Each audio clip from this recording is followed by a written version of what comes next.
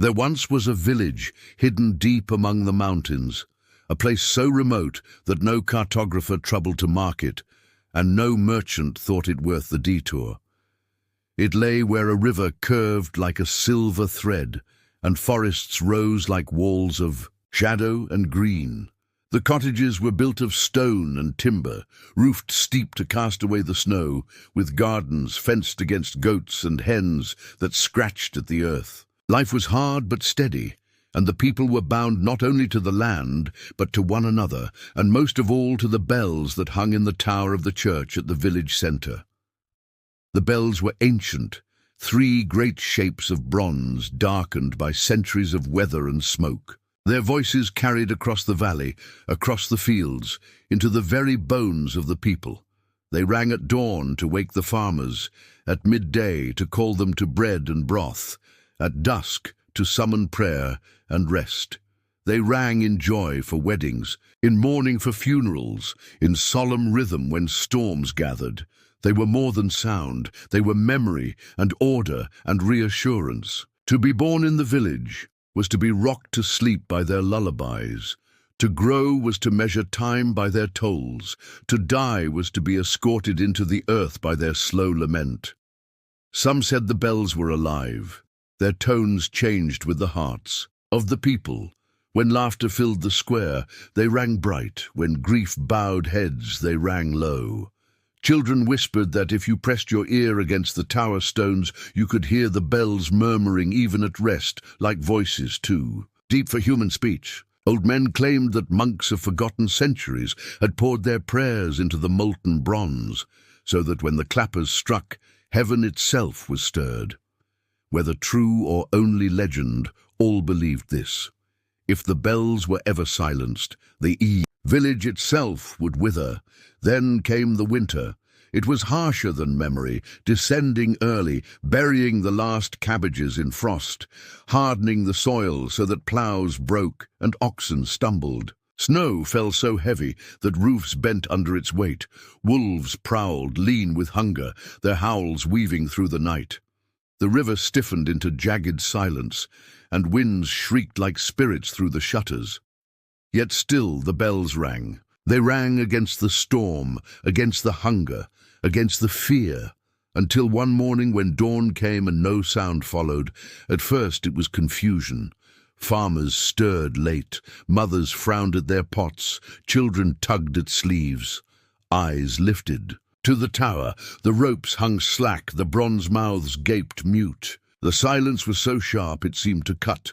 Whispers ran through the streets. Had the sacristan fallen sick? Had frost frozen the wheels? Had heaven itself turned its face? Mestre Thomas, the sacristan, was a man of 70 winters, bent in back, but strong in hand. For half a century he had climbed the narrow stair, pulled the ropes, and let the bells breathe their song into the world. He took his lantern and mounted the tower as he had each morning of his life. The villagers watched. From below, following the glow that rose window by window, minutes dragged, then the light stilled. At last Thomas emerged, face pale, beard trembling. "The ropes are whole," he said, "the wheels unbroken, but the bells, they will not move. I pulled, I pushed, I beat them with my fists. They are stone." The blacksmith, broad as an ox, barked a laugh. "Bronze does not decide to be silent," he growled. He climbed the stair himself and others followed. They pulled, they hammered, they cursed. Sparks flew, sweat steamed, but the bells remained unmoved. Not a groan, not a clang, not even the dull echo of struck metal, as though silence itself had welded them to the mountain. That night the tavern filled with smoke and dread. The fire crackled, but warmth could not ease the weight. Voices clashed, some blamed rust, others frost, others ill omen. In a corner sat Donna Helena, the oldest in the village, her hair as white as snow, her cane tapping. She raised her voice above the quarrel. "My grandmother told me this tale," she said, "that the bells do not belong to us. They belong to heaven. And one day heaven would silence them, not for rope, not for rust, but for a trial. When that day came, the village would be tested. Laughter followed, nervous and thin, yet many crossed themselves and shivered. The days that followed lost their rhythm. Without the bells, time itself faltered. Farmers argued about when to sow or reap. Children grew restless, lessons forgotten. Some ate before sunrise, others late into night. Sleep grew broken, dreams uneasy. The silence was not empty but heavy, pressing upon hearts. Even nature changed. Birds fled the square, dogs barked at shadows. The frozen river groaned as if carrying secrets under the ice. Children whispered of dreams where bells rang muffled from beneath the ground, calling their names. Mothers held them close, fearful. Then came the traveller. One evening, as snow drifted like ash, he arrived at the gate.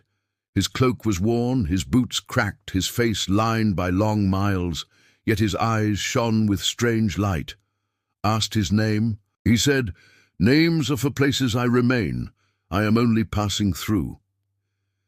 He carried nothing but a staff and a small satchel. Suspicion met him, but custom prevailed, and he was given food and fire. He listened as they told him of the silence. He did not interrupt. He stared into the flames, and when they pressed him, he spoke slowly. "In every land," he said, "there is a sound that keeps people alive. By the sea it is the waves, in deserts the wind, in forests the call of birds. Here it was your bells, but when such a sound vanishes, it is not death. It is invitation. Another voice waits to be heard." "What voice?" asked the miller. "The voice behind silence," he answered.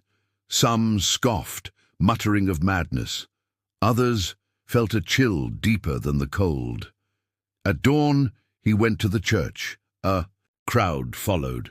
He knelt at the altar and whispered words no one knew. The air trembled, as if unseen strings thrummed. Some swore they heard a faint bell deep below, muffled but alive. Silence itself seemed to breathe. When he rose, he said only, "Silence is not absence, it is preparation." The next day he was gone, vanished into whiteness. The bells remained still, yet something changed. Perhaps it was his words, or perhaps necessity. People began to notice sounds they had forgotten. The laughter of children ringing like bells, the crackle of fires, the creak of beams, the shuffle of boots in snow. They lingered longer at meals, listened more closely to one another, found comfort in ordinary sounds. The silence taught them to hear life itself. Still, the silence pressed on. The village, like a snow that never melted, like a shadow that refused to lift. For weeks, the bells did not yield. Farmers rose too early or too late, unable to agree on the rhythm of the day. Merchants quarreled in the square about when to open their stalls. Even meals lost their order. One family ate in the morning, another long after dusk. Time itself seemed broken. The children, however, adapted more quickly than their parents. They invented games around the silence, racing to hear the crunch of snow beneath their boots, whispering secrets in corners, and marveling at how loud their voices seemed in the stillness. Some dared each other to climb the tower steps, though. None reached the top, frightened by the thought of touching the unmoving bells. In their laughter, the villagers sometimes found relief, though it was fleeting. Clara, the daughter of Miriam the seamstress, often paused in the square with her, head tilted as if listening to something invisible. She was only 7, yet her words carried a strangeness that unsettled her elders. "The bells are not gone," she whispered one evening. "They are sleeping." Her mother hushed her quickly, fearing that such talk would invite mockery, but the words spread. Soon people repeated them, half in jest, half in hope. "The bells are sleeping," yet dreams grew troubling. Men muttered of hearing the tolling of bells in their sleep, faint and buried, as though beneath water or stone. Some dreamed of walking endless corridors of silence, waiting for a sound that never came. Others dreamed of bells ringing with terrible force, so loud that they shattered windows and hearts alike. The tavern was thick with stories each morning, fear hiding behind laughter. Father Matteo prayed more fiercely than ever. He stood at the altar until his knees ached, calling on heaven to return the bells. But the more he prayed, the heavier the silence seemed. One night he confessed to Tomas, "Perhaps God has left us. Perhaps the bells were our last link, and now even they are gone." The old sacristan shook his head. "God is not gone," he said, though his voice trembled. "We simply do not know how to listen." As winter thickened, hunger gnawed. Bread grew thin, vegetables scarce. People bartered scraps of cheese, dried beans, a handful of flour. The silence seemed to mirror their emptiness, as if the whole valley had stopped breathing. Quarrels broke out more often.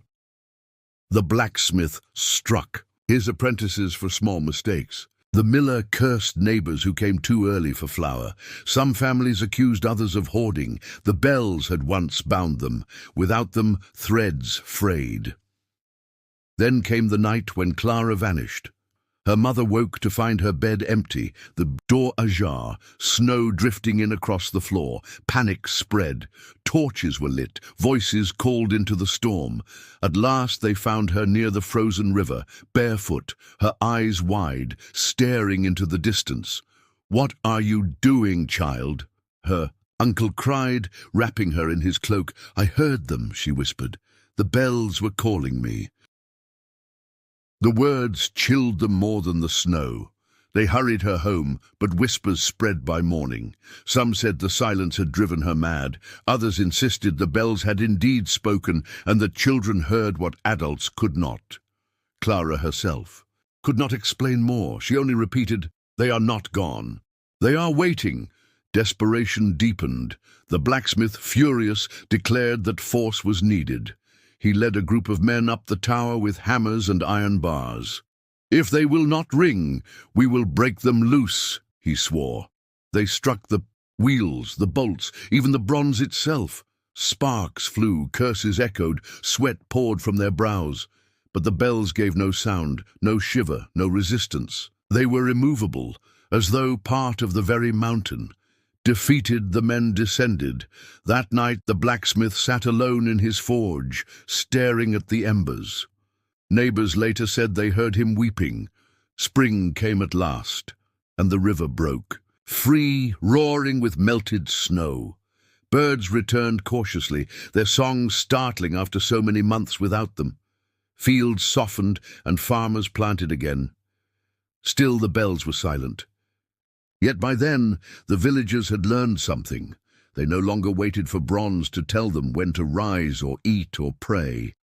They followed the sun, their hunger, their hearts. They discovered laughter louder than despair, patience stronger than fear. The silence, which had once felt like a curse, began to feel like a teacher. Clara grew taller that year, her listening eyes always searching the horizon. She would stand in the meadow and close her eyes. "Can you not feel it?" she asked other children. Some shook their heads, but others admitted they felt a strange hum inside, like the memory of music. It was not sound in the air, but resonance in the heart. Weddings were held with flutes instead of bells, funerals with silence instead of tolls. At first it seemed strange, but soon it felt natural. Joy and sorrow found new expressions, softer and more intimate.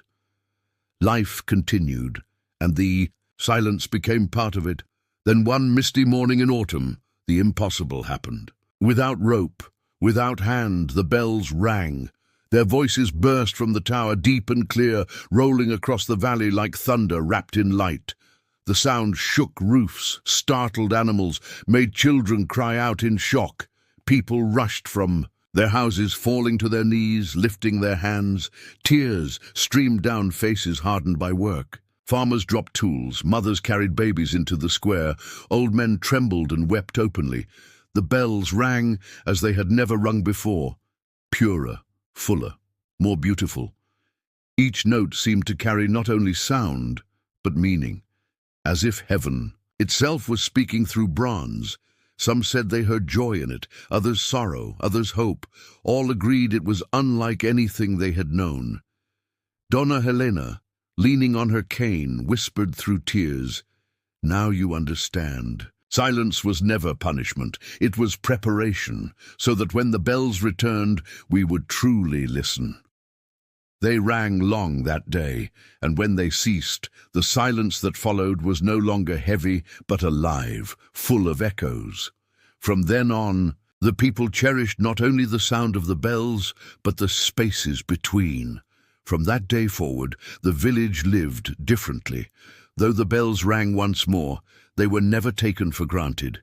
Each toll seemed alive with memory, reminding the people of the long silence and the lessons hidden within it. Children who had grown up during that season carried the memory like a mark upon their souls. They had learned to play without rhythm set by bronze, to dream in quiet, to trust in voices softer than thunder. Now adults, they taught their own children that the bells were not only a measure of time, but a reminder of mystery. Father Mateo's sermons changed profoundly. Before, he had spoken mostly of duty, of rules, of traditions. Now he spoke of stillness, of listening, of discovering God not only in the shout of triumph, but in the whisper of wind and the hush of night. It was in the silence, he told them, that I first understood prayer is not speaking to be heard, but waiting to hear what is already being spoken. His words found echoes in many hearts. People listened differently, not only to him, but to one another. The blacksmith, humbled by his failure to force the bells, became a gentler man. He taught his apprentices to hear the music in their craft. "Strike, and then pause," he said. "Do not fight the iron, let it tell you what it wants to become." Where once he had been feared for his temper, he became respected for his patience. Clara grew into a young woman of unusual perception.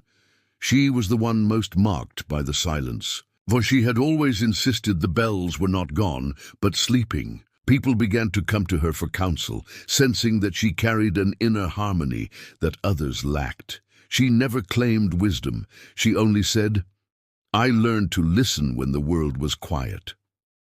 When storms gathered, she would sometimes place her hand on the ground and say, "Wait, it will pass." And often she was right. Years stretched into decades. Donna Helena, before she died, gathered her family and told them once more the tale of her grandmother's prophecy. "It is true," she whispered with fading breath, "that silence is not absence. It is the womb of new sound. Remember this, for the world will grow louder than you can imagine, and you must know how to hear beyond the noise." When the bells tolled for her passing, they seemed softer, almost tender, as though bowing in reverence. The legend grew. Travelers passing through carried the story to far lands. Some came specifically to stand in the square and feel the hush between the tolls.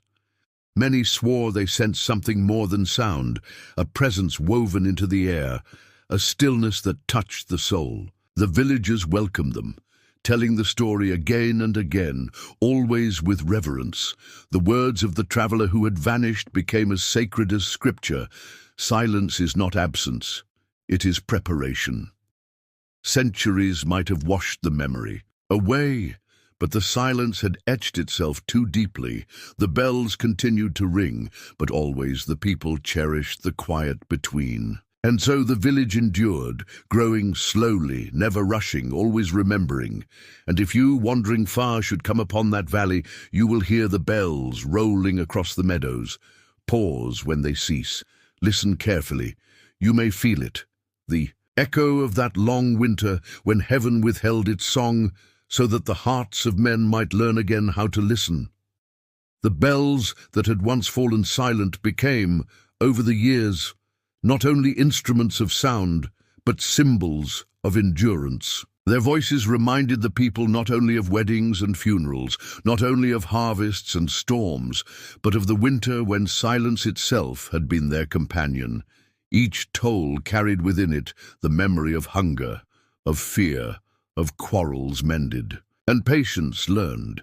Each pause between tolls reminded them of laughter in quiet kitchens, of prayers whispered without reply, of the presence that dwells even when unseen. Children grew up hearing the tale as often as they heard the bells themselves. Parents told it by firelight in winter, by lamplight in summer, on evenings when the wind carried echoes down the valley. Once, they would say, the bells refused to ring. We thought heaven had turned away, but in that silence we learned how to listen. The children asked 1,000 questions. How long had the silence lasted? What did the traveler look like? What exactly had Clara heard by the frozen river? Each storyteller gave a slightly different answer until the story itself grew like a tree, branches spreading in many directions, yet all rooted in the same truth. Clara lived long and became a matriarch of sorts, though she never claimed wisdom. People came to her door not because she promised answers, but because she listened better than anyone. She listened to words, to pauses, to sighs, to the creak of floors and the hum of wind. When asked how she had learned such patience, she would smile faintly and say, "I grew up when the bells were quiet." She married, had children, buried a husband, saw grandchildren born, and through it all the memory of silence was never far from her heart. Father Mateo's successors carried his new spirit into the pulpit.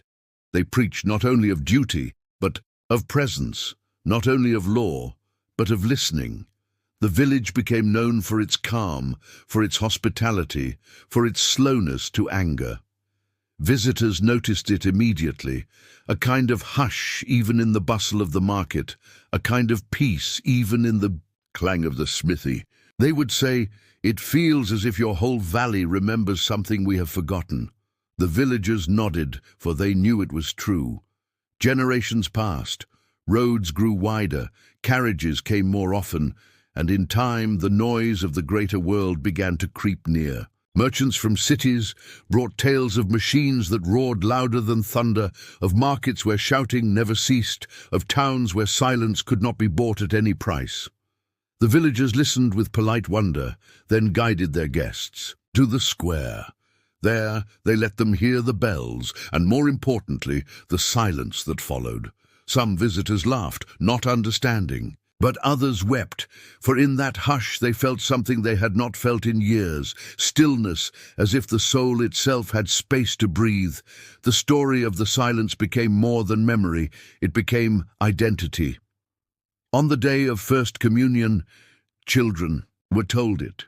On the night before weddings, couples heard it. At funerals, mourners whispered it. The phrase of the traveler was carved above the church door. Silence is not absence, it is preparation. People traced the words with their fingers as they entered, carrying them like a blessing. Even in centuries, when new rulers rose and fell, when wars raged far beyond the mountains, the village endured. Armies passed by but rarely troubled the place, as though the bells themselves guarded it. Scholars came once, curious about the legend. They measured the bells, examined the clappers, wrote long notes about metallurgy and weather. But when asked why they had been silent for a season, they had no answer. The villagers only smiled. "Because heaven willed it," they said, "because we needed to remember how to listen." And still, in every generation, someone dreamed of bells. Sometimes they dreamed of their silence, sometimes of their thunder, sometimes of voices carried within their tones. Those who dreamed were considered touched by grace, and though not all grew into leaders or prophets, each carried a weight of reverence, a reminder that the story was not finished, but always unfolding. So if you, weary traveler, should wander through those mountains and hear the bells across the valley, do not hurry on, pause, stand in the square when the tolling ends, listen not only with ears, but with the heart. You may feel it. The echo of that ancient winter, the hush that once taught a people to hear again. And perhaps, if you are very still, you will understand what they understood, that silence was never absence, but preparation.